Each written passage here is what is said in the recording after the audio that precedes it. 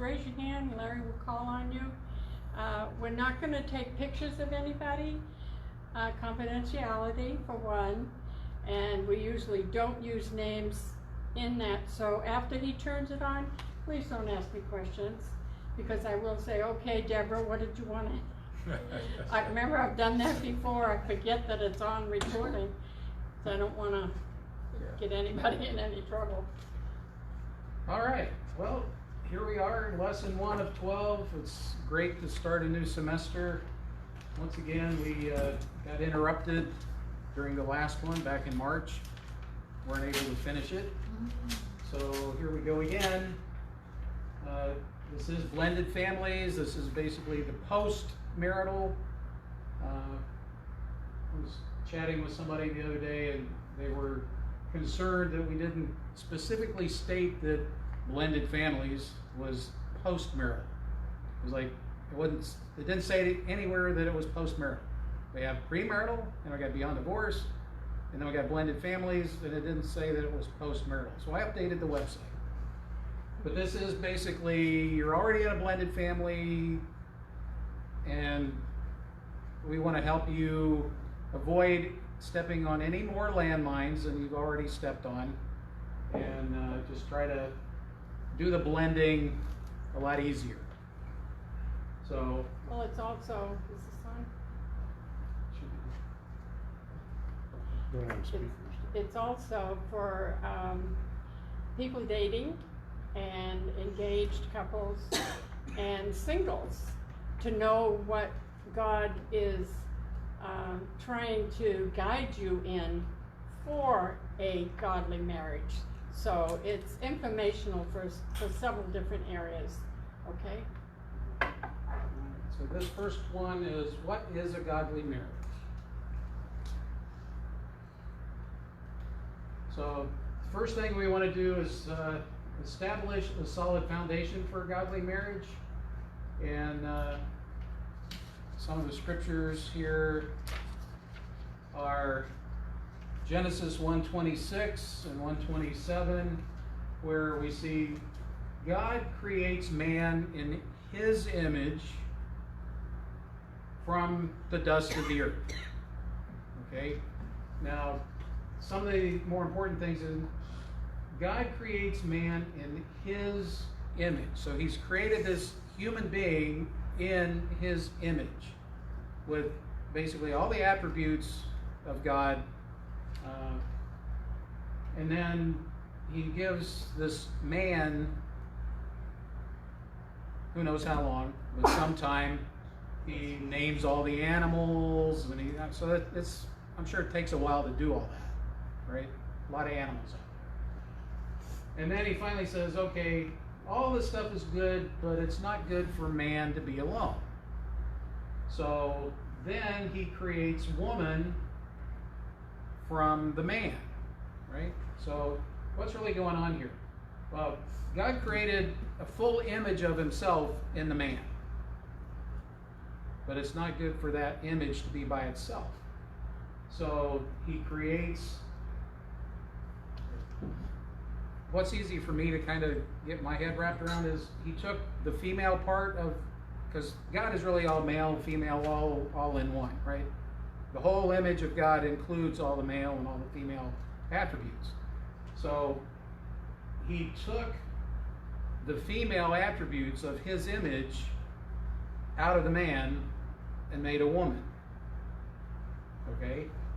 Now, through this process, he creates the institution of marriage, and Adam had the opportunity to name this thing.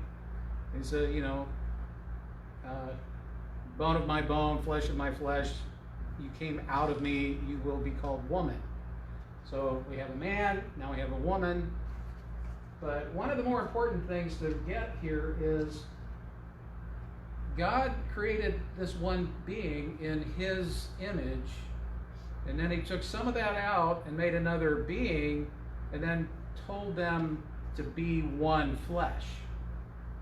So God still wants his original image that he created to be complete, to be intact. But the only way he can do that now is for the man and the woman to become one flesh, right?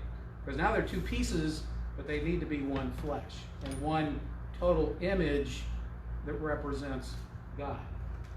So we have the one man, one woman equals one flesh, and the bottom line here is God wanted his image that he created, starting with Adam. He wanted that image to be propagated throughout the planet. But now he's got the man and the woman, and they have to be one together to be able to do that. So it's his image. He wants, he told them, go forth and multiply, take dominion. So he gave them a purpose, which was to take dominion, to multiply, fulfill the earth, and all that. So it was his image that he wanted spread all over the place. He wanted the planet to look like a bunch of people in his image. So that's kind of the definition of marriage. It's a man and a woman representing God in the earth. And that's the image that God wants replicated. And not too long after that, Satan came along, deceived Eve. Everybody fell. So now we're all sinners. And we have that to deal with. But still, marriage is spiritual warfare now. And it's still, we want to promote God's image throughout the world. God's order in marriage is the head of man is Christ, the head of woman is man, and the head of Christ is God the Father. So we have, basically you have a little diagram here. So in the kingdom we have God the Father, we have the Son, and then the bride, which is the church. And basically you have the Holy Spirit, which is empowering the church to do what the church needs to do. So you got the Father, you got the Son, you got the Holy Spirit, kind of surrounding like another circle around the church there. But in marriage we have Christ, and then we have the husband, and then we have the wife. There are 3 types of submission that we need to talk about here. There's always the conversation, where wives are supposed to submit to the husband, and that's generally all that the men like to say. Period. Wives submit, period. Well, they don't get that. I can say thank you. You're good? All right. So the first submission. You just submitted. Huh? You just submitted. Did he submit? Did I really? You did. I moved, didn't I? Okay. He So didn't have a choice. somebody's got to watch out for me, right? My helpmeet. You read. Yeah.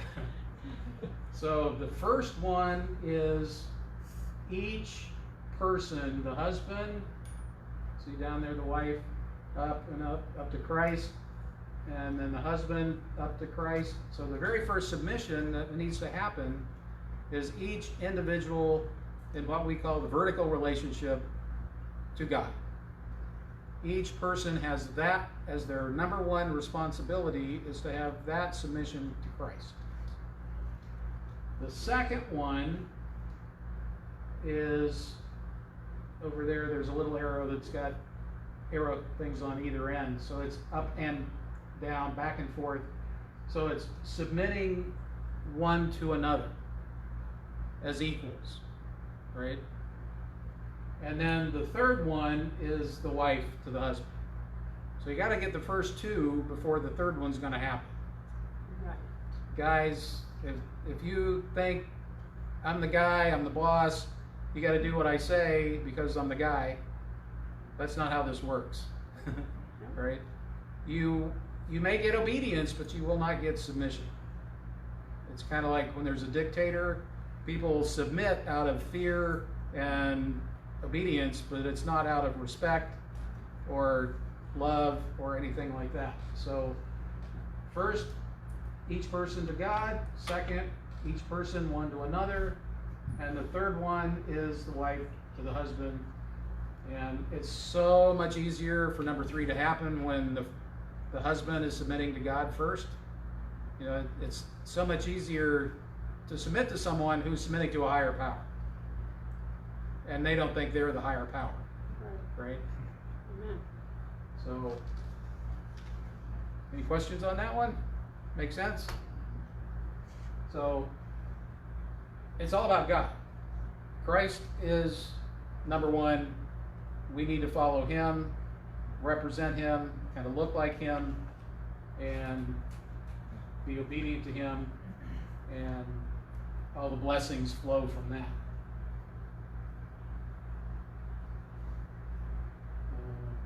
Okay, so we already talked about that.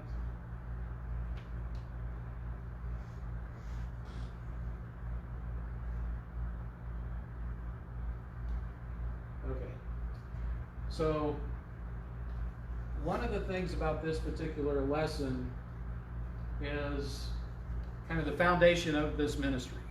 And after all the years of counseling other people, various couples, we got more and more couples that weren't on their first marriage or even their just first relationship. Right. We teach some classes down at the Phoenix Dream Center, and there's a lot of folks that have broken relationships that really had never been married before, but sometimes there's kids, sometimes they're not, but there's a lot of been there, done that multiple times, and now they need to figure out how to do it right going forward. So, pull this up here. So, the foundation of this ministry really is this pyramid here. Let me hook for you. I was gonna say, I'll do that, can I'll hold it up here so they can see. And so we have the 6 different things here, but pretty much every marriage ministry has a triangle where they have God at the top and the husband and the wife down in the bottom corners.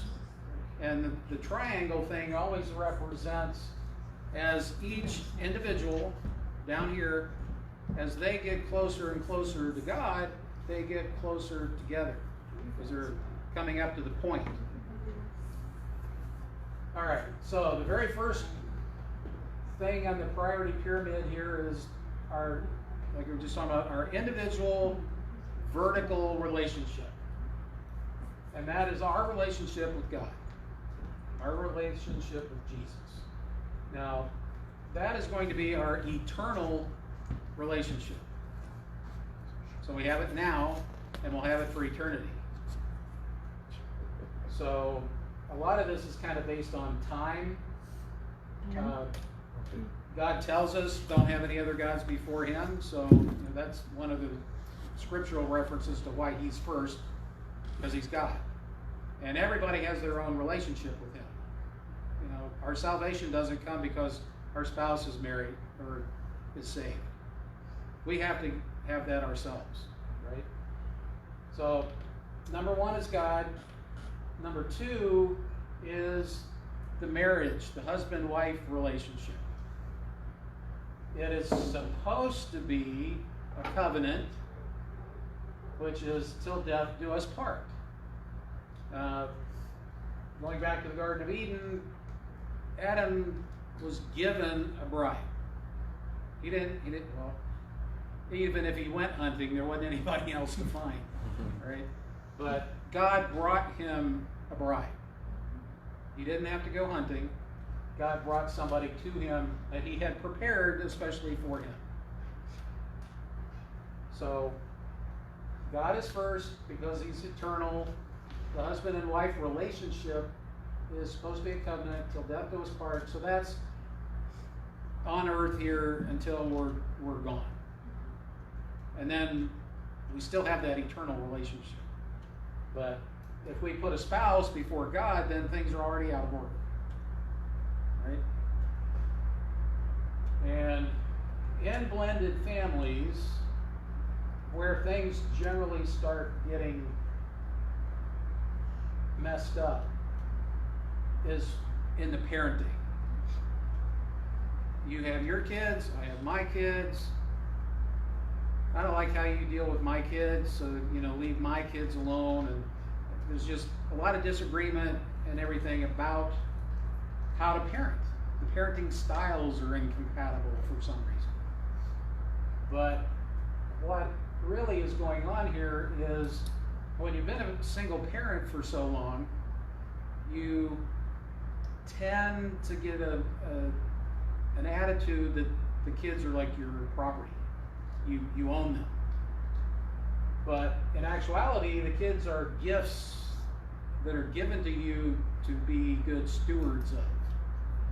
So if, you know, like in our case, I inherited 3 kids. We didn't have any of our own, but I became a steward of her kids because God was entrusting me to take care of the kids that she'd already been blessed with, right?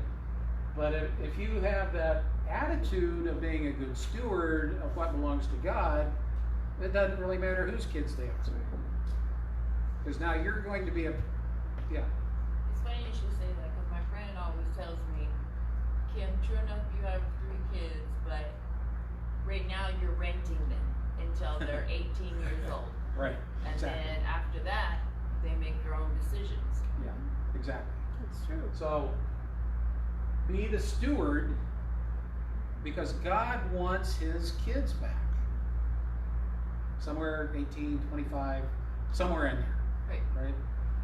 Some parents, you're 18, you're out. Others, don't leave yet. You know, hang Not around, ready to leave go to that college. fast. You know, we'll take care of you. You know, but somewhere in that 18, 25, somewhere in there. But you're exactly right. They're adults now, legally, at that point. So now they have to be responsible for themselves. That's what we're talking about giving them back to God. You know, and one of the hardest things there is for a parent to do is to let their kid fall on their face, you know, and then pay for it, right? Right. Been there, done that, don't want them to have to do it. We know it hurts. We don't want them to have to go through the pain and suffering and everything, but that's usually the way people learn, unfortunately. There's experience and then wisdom. Experience is making the mistake yourself, and hopefully you learn from making your own mistake. Wisdom is learning from someone else's mistake, right? Somebody did something, it screwed up, it was painful for them. Okay, well, I don't want to do that and go through what they went through. Again, not stepping on the landmines.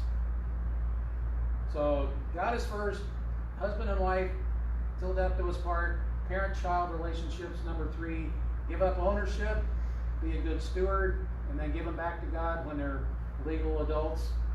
You know, back in the old days when the kid, well, and even now today in the Jewish tradition, usually right around age 12, they have bar mitzvahs, bat mitzvahs, and that's like when the kid is like an adult now.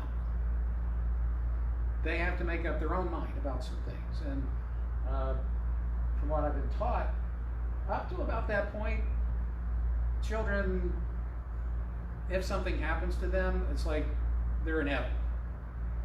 But once they reach that age of 12 or so, now they got to make up their own mind. So they kind of on, you know, God's grace for that first so many years because they just aren't equipped to really know what's going on, right? But they're somewhere about age 12. Now they should be smart enough to realize, you know, the difference between right and wrong, good and evil, and all that kind of stuff. So give up the ownership, be a good steward, and then make sure you give them back to God and let them deal with God. The number 4 one on the pyramid is the extended family and or friends or Exes. co-workers, Exes. in-laws, outlaws. This is not on. Exes. It's all right. It's on. I speak loud. So That's the X's. in-laws, outlaws, exes, friends, co-workers, all these other people that you interface with. That's number 4. So God, spouse, children, so basically everybody in your household comes before anybody else. Even if it's family, You gotta take care of your household. Then the in-laws and outlaws can, you can listen to whatever they have to say. Or people at work, so make sure you get the vertical right, and then all this horizontal stuff works out much better. But when you get married, you're marrying the entire family. Unless you're an orphan, right? So you're not just gonna be you and your spouse, especially in a blended family, because somebody's probably got kids already, right? This is a do-over. It's not starting from scratch. So you're gonna have in-laws, there could be exes in there, and one of the worst things that can happen is you let the ex manage you. And they will try. Many exes are vindictive. Not all of them, but a lot of them are. And they'll it's like their job Right. to mess with you. Yeah. How can I interfere with your life today? That's what happens when they wake up in the morning, right? So it's important, again, it goes back to number 2. If you got number 2 before number 4, like it's supposed to be, then you and your wife today are working together as a team to manage all these external interactions. If the next calls up at 10 o'clock at night, hey, I need you to come over and change the light bulb, it's like, sorry, I don't work there anymore. Call somebody else. But you want to use the speakerphone whenever you have to contact them, or strictly with email. The one thing you don't want to do, like when an ex-wife is trying to call the ex-husband who's now married to somebody else, you got to have the new spouse involved in all this, at least to where they can hear what's going on. Because if you don't, they're going to start suspecting that you're up to something, there's some kind of side deal going on, and all that kind of stuff. So you need to make sure you put spouse second, right after God, before the kids, and put the kids before all the exes and all that kind of stuff, and so forth. So now you got all the family stuff, you got your spiritual stuff, you got the family stuff. Now the next thing is you got to provide for your family. You didn't expound on boundaries, healthy boundaries. Oh yeah, boundaries. Extended family, you got to have boundaries. There's always, crazy Uncle Harry out there. He's family, he's blood relative, but he's a little weird. You want to keep a distance. You can love people from a distance, right? You don't have to be best friends, even with relatives. Some of them, you need a boundary. They're a drunk, they're an addict, they're kind of something else maybe that's not good, Maybe they're just evil. Or they're continually trying to tell you, hey, you made a mistake last time. Listen to me, this is how you should do it. When they've probably been married themselves 3 or 4 times, right? They're the expert. You don't want to start an argument. It doesn't get anywhere. What we suggest you do is say, I appreciate you bringing that to our attention so they don't think they can speak just to you. We appreciate you bringing it to our attention, and we will pray over that. So it should eliminate it together. The next time they see you, they ask the same thing, say the same thing. We're still praying about that.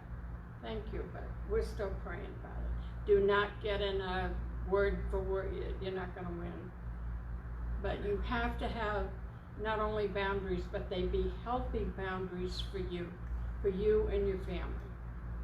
Right. Again, the big thing is these relationships cannot have a higher priority than anything above it. Right?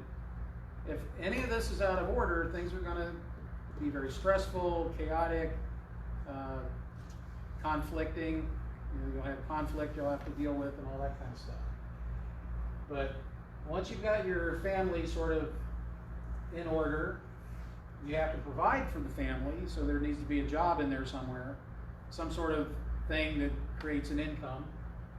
But you hear it all the time, like guys especially, they'll be workaholics, They think my job is to provide, and as long as I'm providing, then that tells my family I love them and everything's fine. But there's really no relationships there, right? Nobody ever sees you. Could be the women too. A lot of women are very motivated to work and they're, climbing the ladders and so forth. But any of that stuff that gets out of order, it's definitely going to be a problem. And when things get out of order, it causes a lot of stress on the kids, because now they're not real sure if mom and dad are going to be together for forever and all that. They just, there's a lot of stress for them, and a lot of times they think it's their fault and those kind of things, and you need to help them through all that.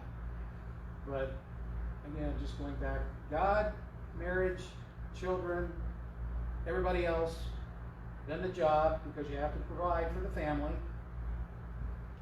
And then the last one here is ministry. We see things get messed up a lot when it comes to ministry. Basically, it's just a different kind of a job.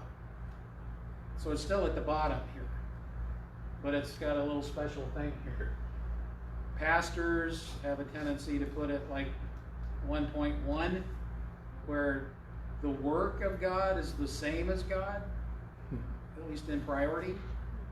So everything under God gets set aside at a lower priority. We've had lots of pastors' kids that we've talked to, and they never saw their dad.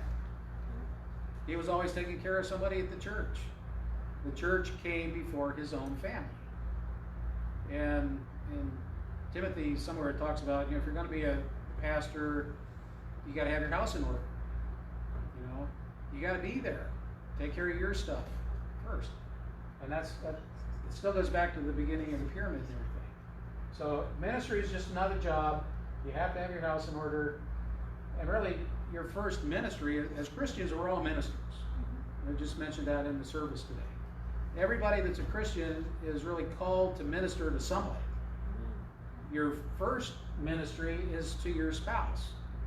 You should be praying for them. You should be praying with them, making sure their needs are met before you deal with anybody else. Right?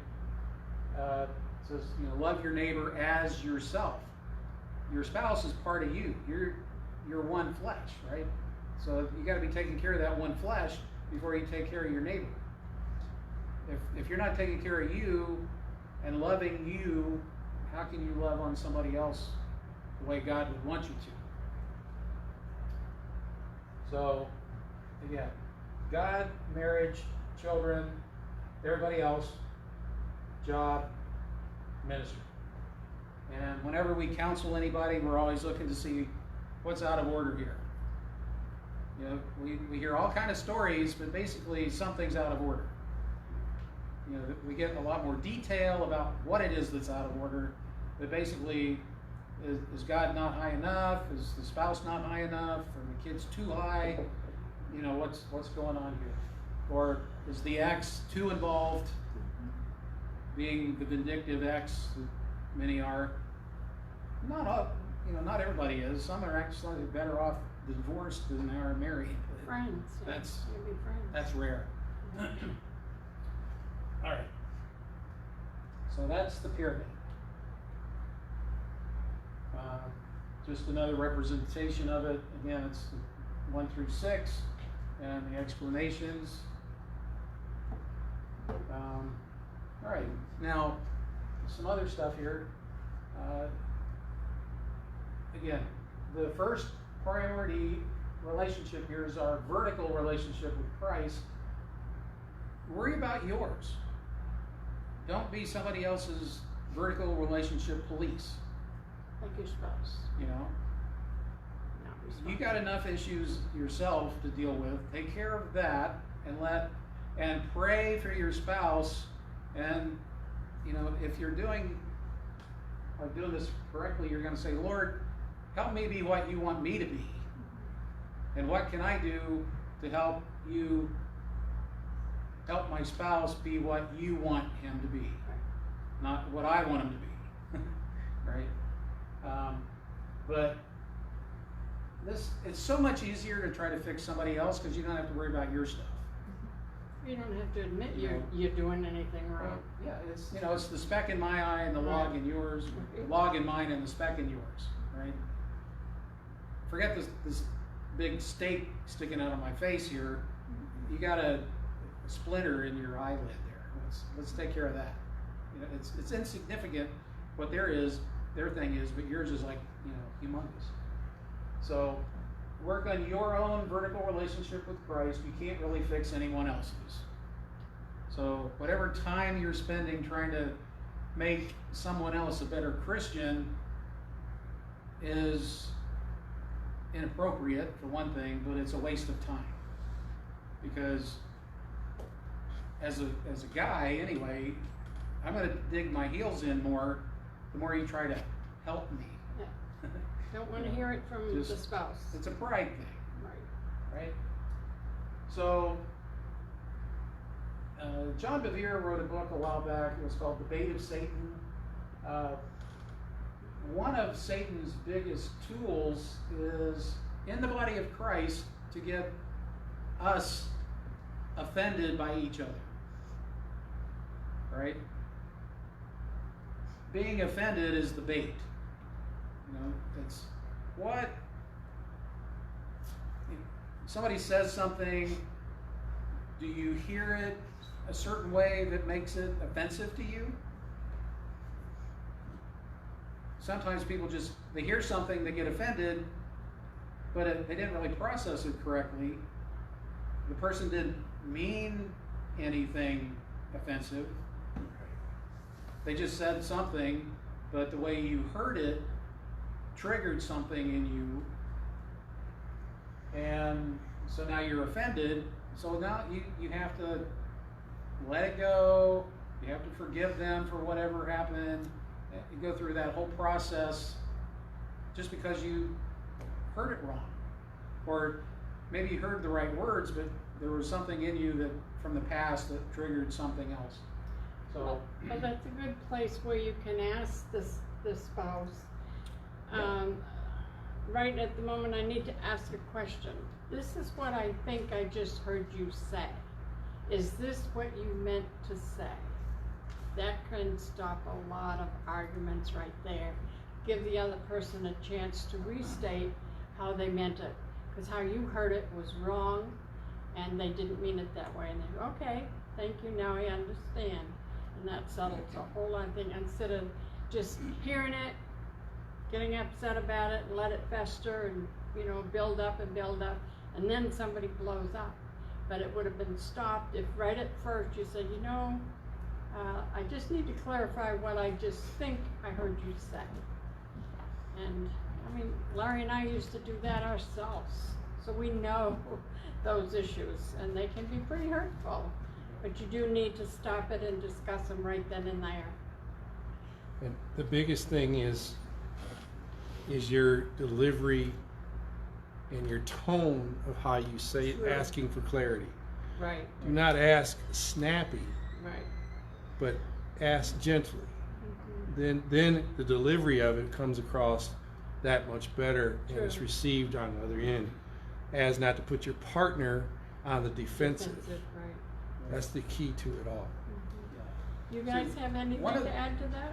No, that's a great point, because Because you've been teaching it. yeah, and it's been said that, you know, 70% of communication is nonverbal. True, So yeah. a lot of times the words that come out of your mouth aren't the whole message of what's being said. So, Right, so it's very, absolutely. very Good point. careful. You have to be very careful to wrap that whole packaging.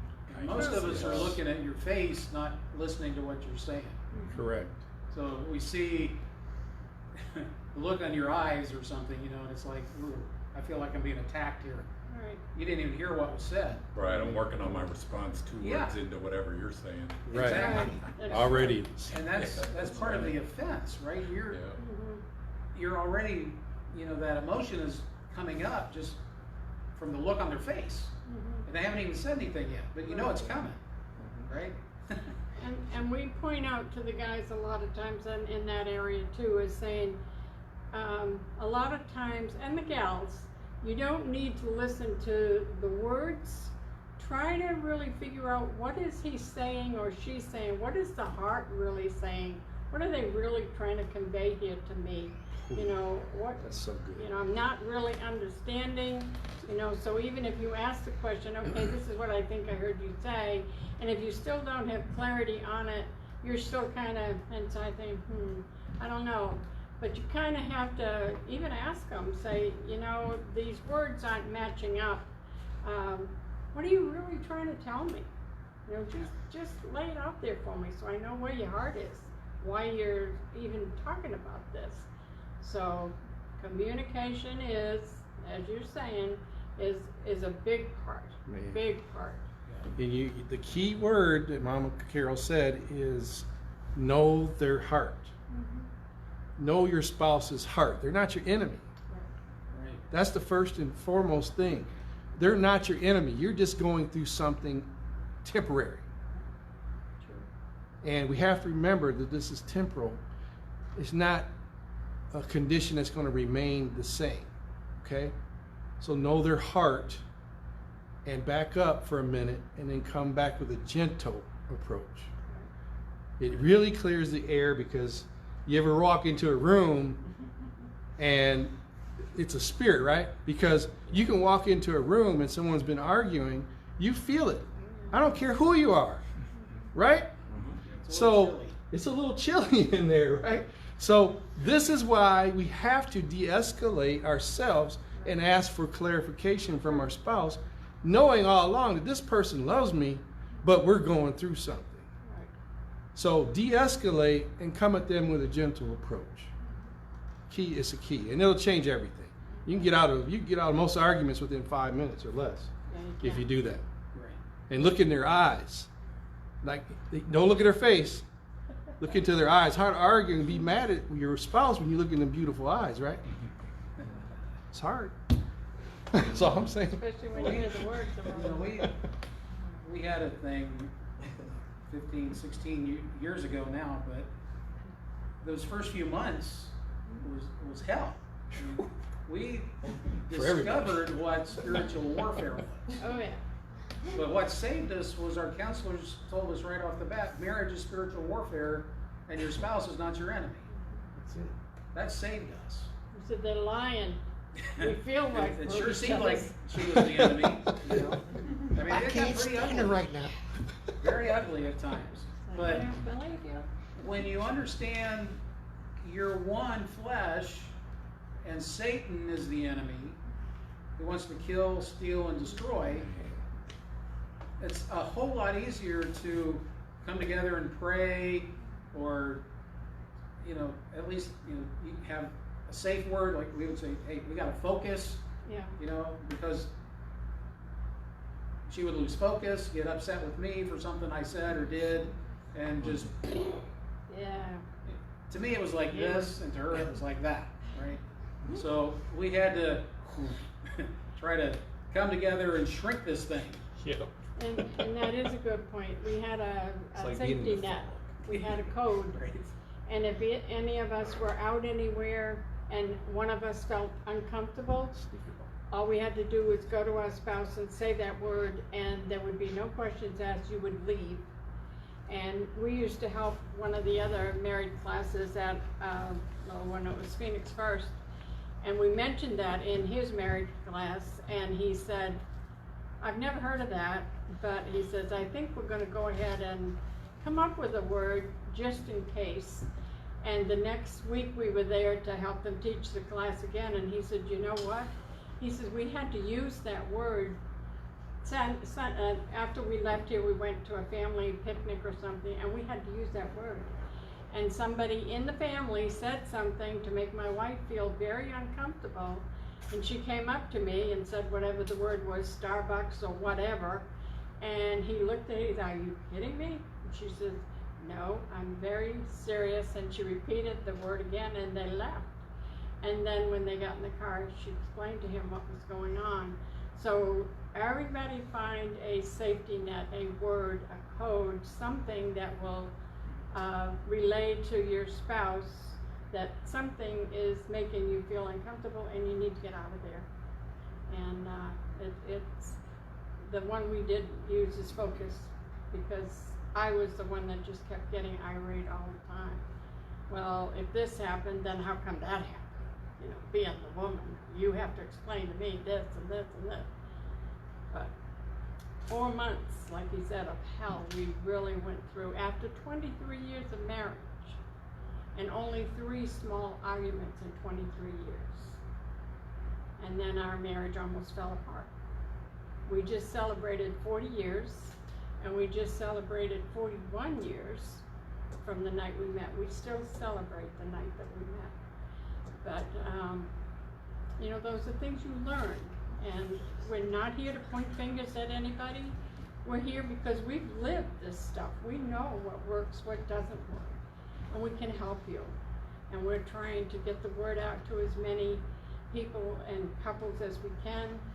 People getting ready to get in a relationship, or people in a relationship, young marrieds. We even have mature marrieds in our class, and say, well, where were you 25 years ago when I became a blended family?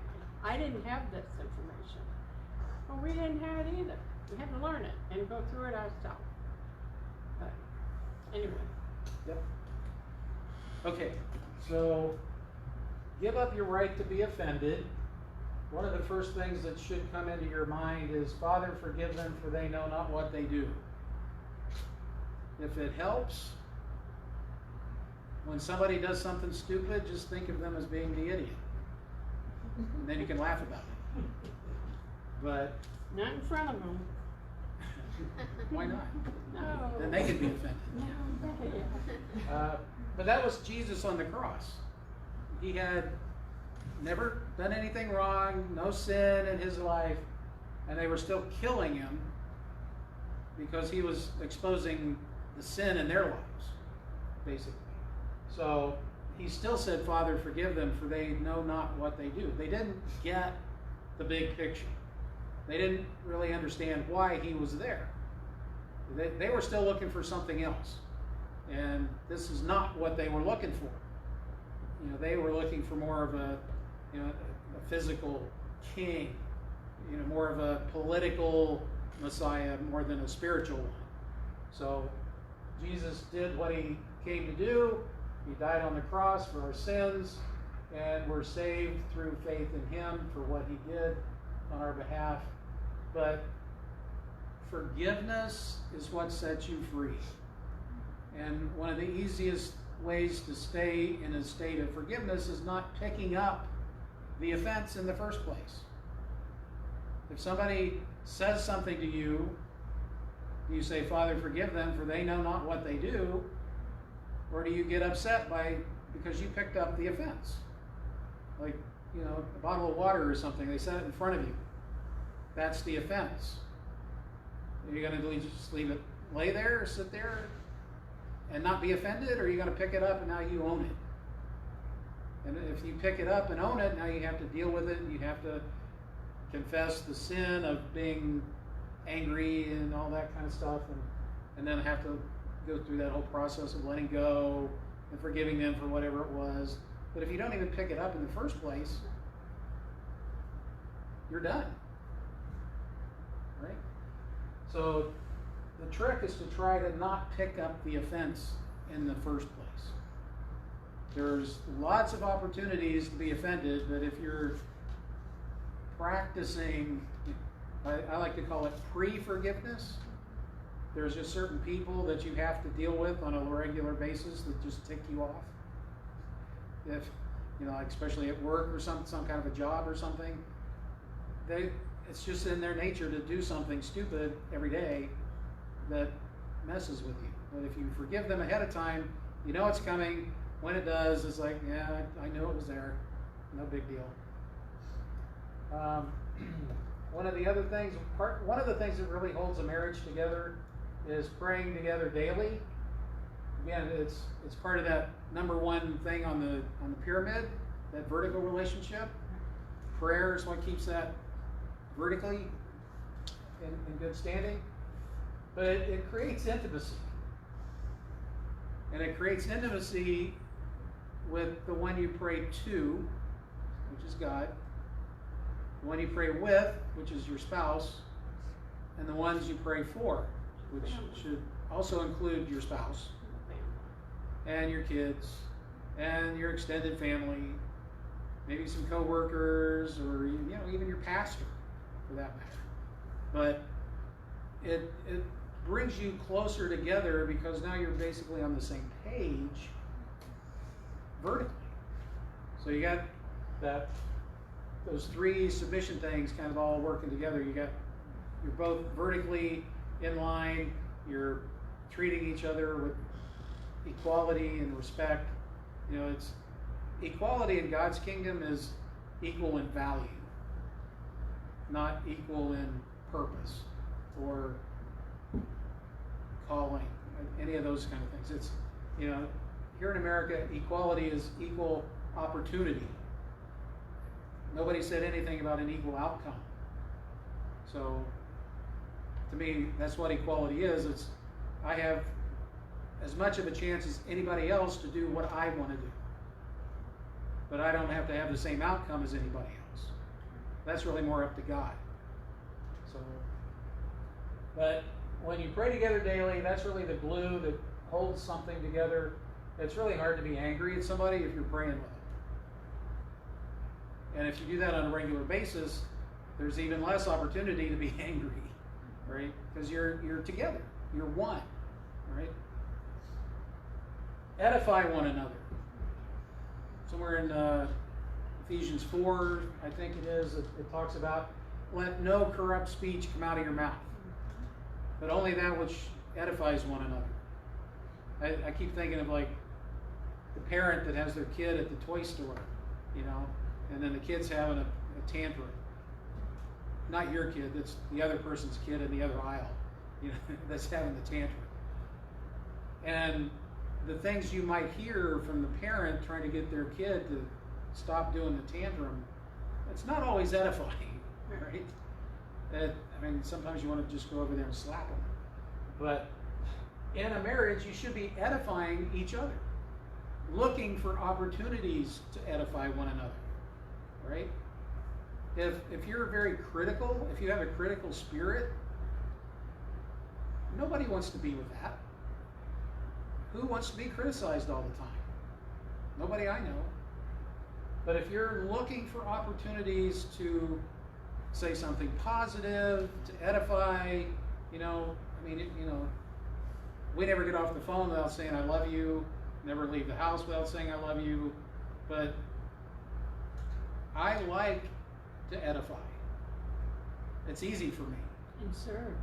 And well, we have a contest usually to see who can outserve each other. But being the gentleman that I am, I let her win. He likes to be served. Ephesians 4:29. I was just talking about that. But no corrupt word proceed out of your mouth, but what is good for necessary edification, that it may impart grace to the hearers. Like at the toy store, you don't want to hear the crap that's coming out of somebody else's mouth on the other side of the aisle. It hurts. It hurts the spirit because it's just not right. You feel bad for the kid getting chewed out. So pray together daily, edify one another, and that's it. That's about right. So, any comments, questions on this first chapter? Helpful? Very. Yes. Great. Next week is going to be on what is a blended family. We're going to be talking about all kind of flavors of blended. There's several different kinds of It's blending. not just remarriage. There's a whole bunch of stuff. So, hopefully y'all come back next week. Again, I want to thank Kenyatta for being here with Christian Living Radio and Christian Living TV. Been recording and doing some video work. We will be doing Facebook Live going forward again this semester. So if you can't make it here in the class, or you're not comfortable being in a group of people, it'll be on Facebook, Or Blended just- Families Ministry. And if your spouse can't make it, or you have other Yeah. friends and relatives that need to hear it, tell them, you need to go to the website, well, the Facebook page so they can play it. Tell them which Facebook, because you've got Well, 3 it's- pages. Blended Families Ministry on Facebook is our page. Our website is blendedfamiliesministry.org. Our books and stuff are out there. If anybody wants to help the ministry out, there's a donation page there. But anyway, and you know, our stuff is also broadcast on ChristianLivingRadio.com. .com. It's and then we do live feed on Spreaker. Spreaker. It's on Spotify, iHeartRadio, the podcast, the audio. 37 the class. different, 38 different outlets. So you can find it anywhere. Yeah. Well, So, not. we're glad to be here again. It seems like it's been forever since we've been doing this. I want to have some Q&A, or at least some comments, because we still have a few minutes here. You guys, because I don't want to say the names, you guys haven't been in this class for a while. What are the comments coming through again in the first class? Or just being in the class again?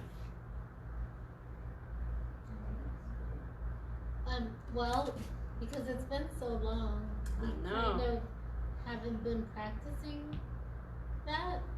So, it's kind of nice to come back and see what we should be doing, because things fell by the wayside, you know.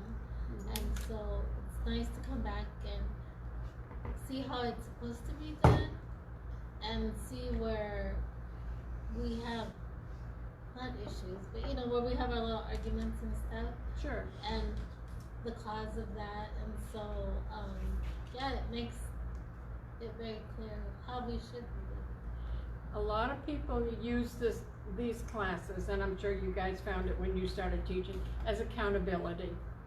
They know that things aren't right, but when they see and hear the teaching every week, yeah, we gotta hold ourselves accountable. We have to be in those classes each week. We know we're not doing it right, but we need to hear it again and see it being done again, and that's great.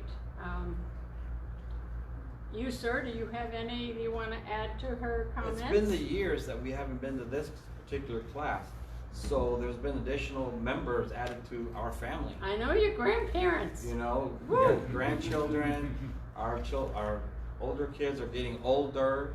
You know, I had 2 of my kids over yesterday. We've kind of adopted another one that's going to ASU from Michigan. She came over yesterday. So this relates to us so much because our family continues to grow, and we're interacting with each other's children and grandchildren Right. like you won't believe. So it's like we're doing okay, but it's nice to be able to see this again and say, okay, how can I do something different with relation to our children and what we're currently doing. But yeah, it's wow. You know, it's been 5 or 6 years since we've taken this class. I was thinking 3. Oh my God, 6 Yes. years.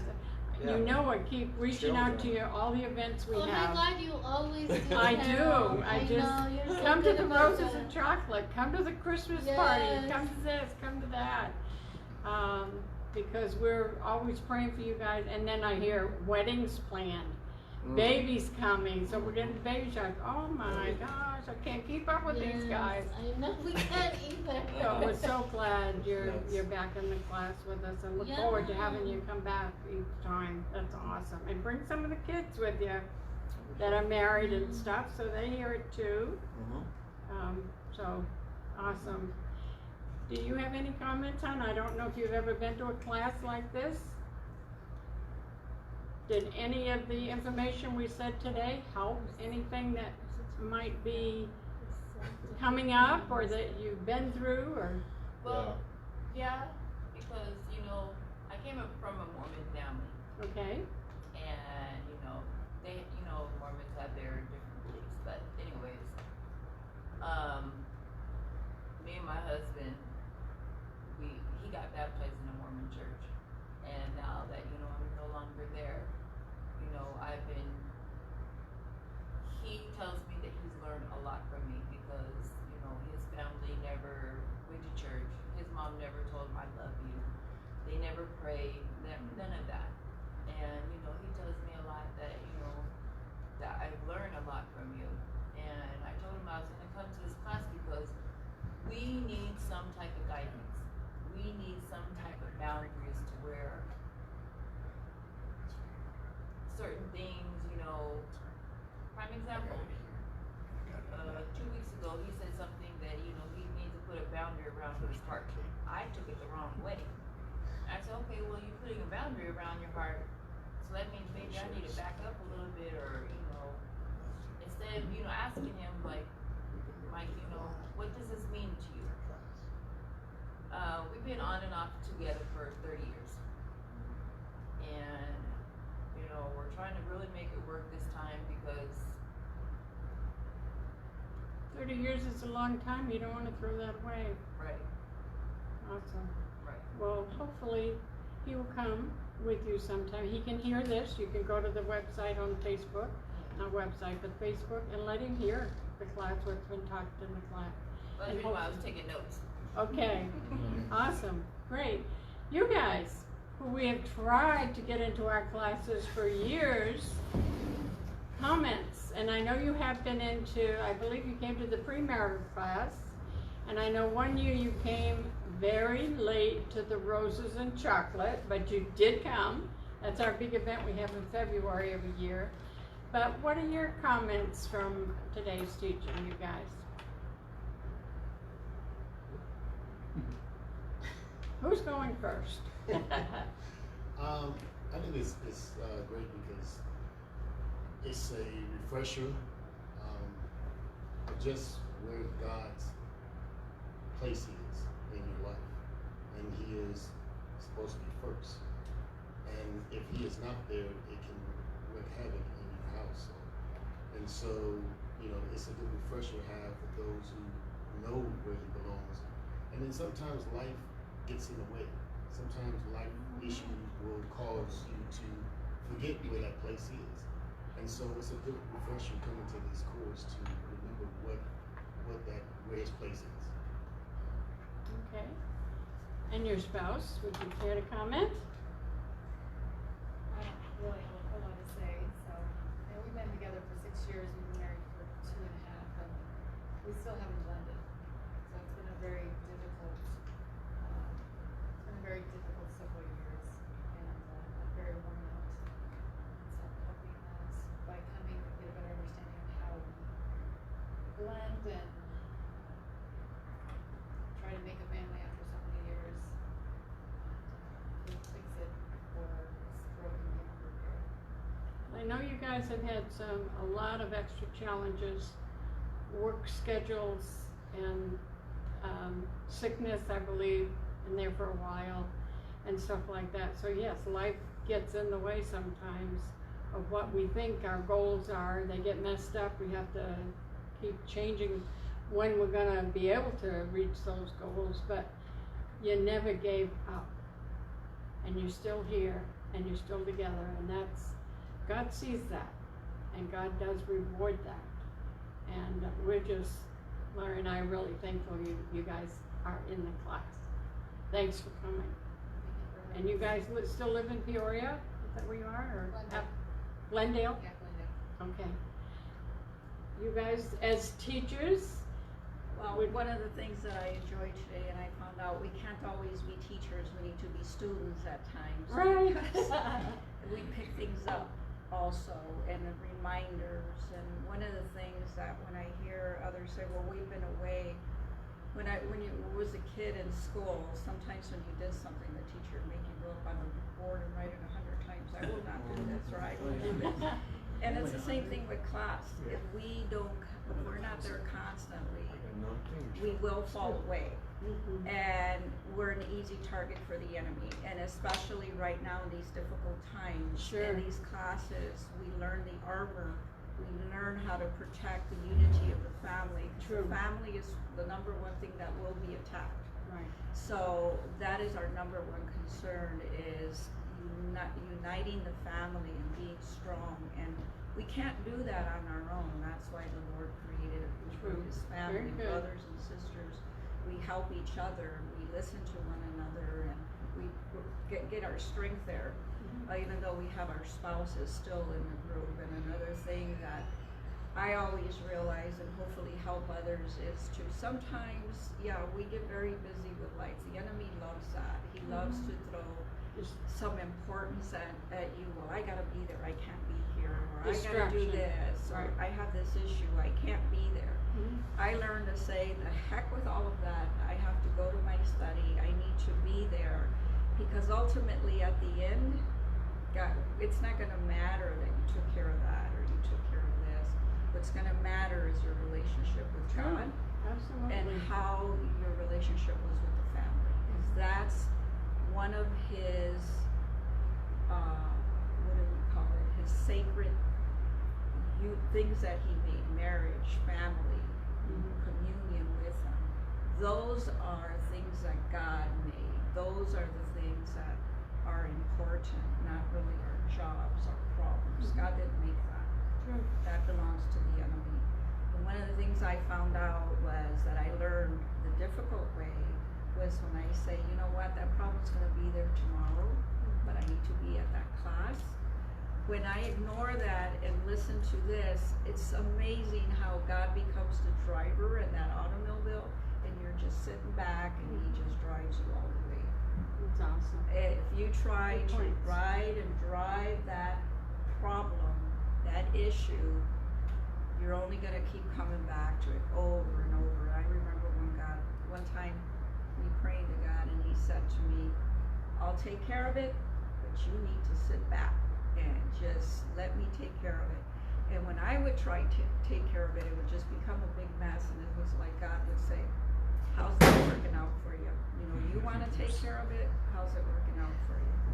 So these classes and being together is probably, if I had to advise somebody, you need to go always. The problems will be there tomorrow. True. Do you have something you would like to add? Yeah, I think just kind of add to Deborah's that God created the church because I think one of the reasons He knew we couldn't go toe to toe with Satan by ourselves. You know, Jesus was the only one that could do that out in the desert, Absolutely. and He used the power of the Word. So I don't think it's a coincidence or the virus that has locked us out of worship the last few years. You know, it is the spiritual warfare, months. True. And the sooner we can get back to congregating and Together. having one voice towards Him, the better. And it's the same in marriage, you know. You can't isolate yourself and your problems. You'll get crushed, so. Awesome. Good points. Would you like to add something? Well, no, because I'm really happy to be here. I heard about it. I just recently got married back in March, right before the quarantine Christmas happened. Oh So, wow, newlywed, yay! so me and my husband, I have 2 children Uh-huh. from a previous marriage, and my husband, he's Pastor Tim, the kids pastor.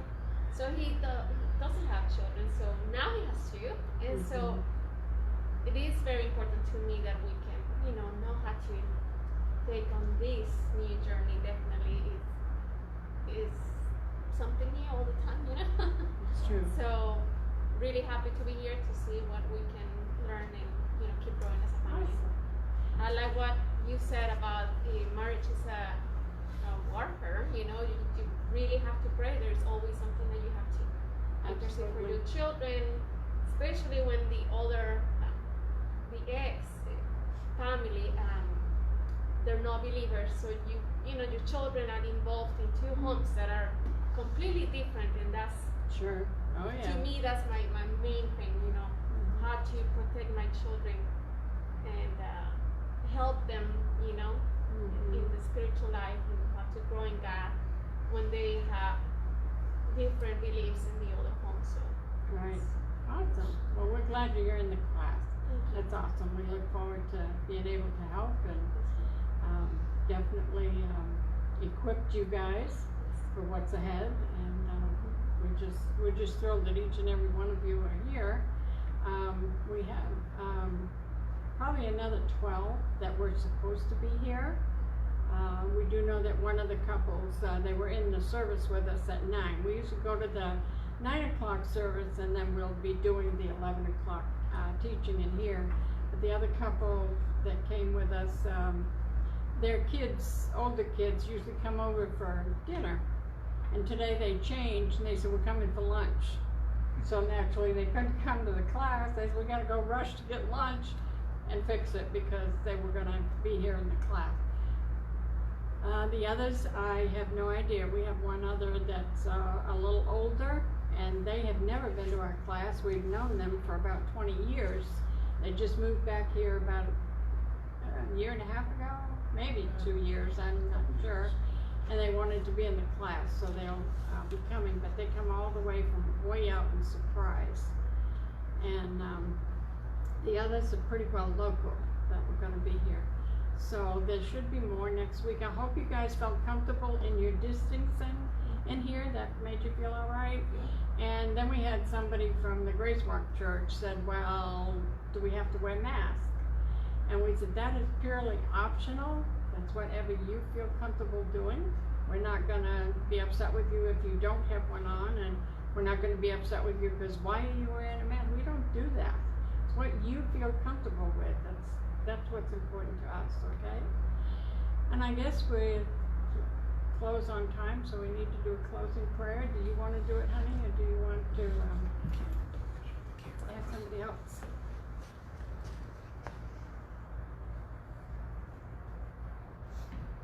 So we hope you all got something out of it. We're showing the sign.